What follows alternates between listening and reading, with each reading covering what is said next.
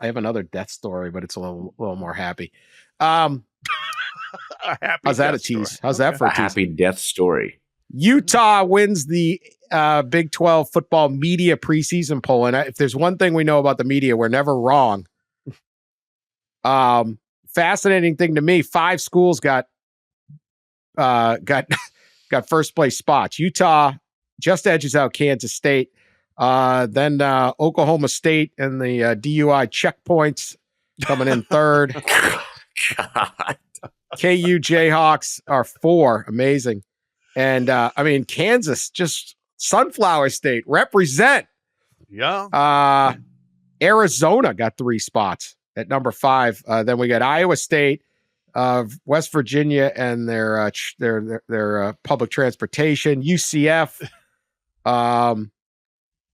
they have public transportation at Walt Disney World that is better than Morgantown's, but really the Walt Disney one really works well. Texas Tech, TCU, Colorado is 11. They got a first-round draft pick, a first-round pick as a QB.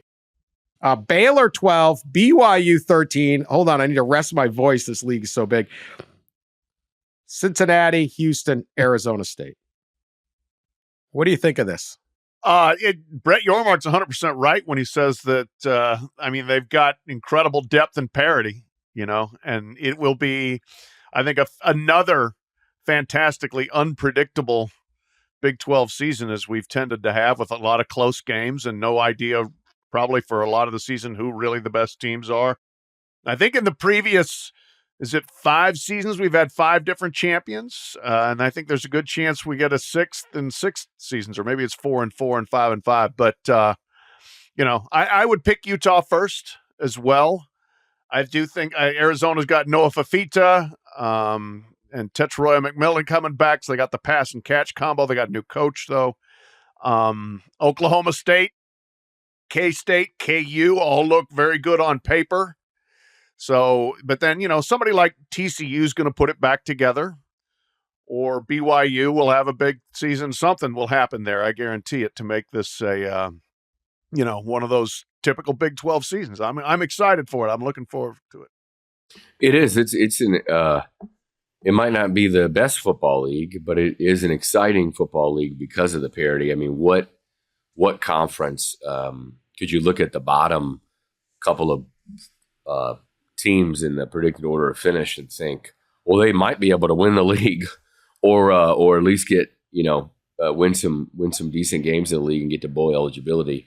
But in the Big 12, you have that with BYU, Houston, maybe even Arizona State. You don't have anybody in the Big 12 like not to throw teams under the bus, but like a Vanderbilt or something in the SEC, or like an Indiana in the Big 10, or like Syracuse, Boston College in the ACC. You don't have a lot of as much the bottom dwellers, but you also don't have an Alabama, in Ohio State, in a Clemson, and Florida State. So it's not top heavy, but it's not bottom heavy. It does have a lot of parity from all the way through, and I think that was that kind of came through in some of Brett Yormark's comments. Is as far as how deep the league is.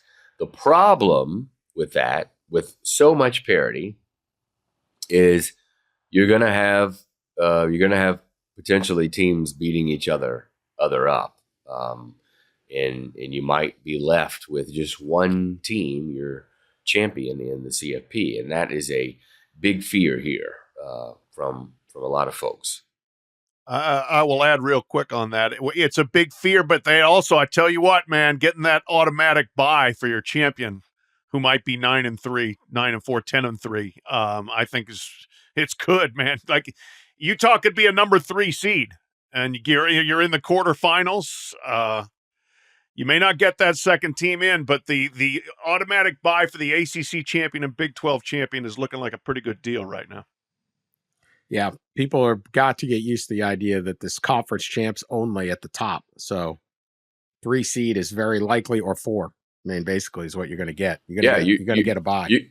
You're going to have they're going to be a 3-loss, 4 seed probably at some point. Right. It's going to be a 10-3 ACC, Big 12 champion. Yeah, no question.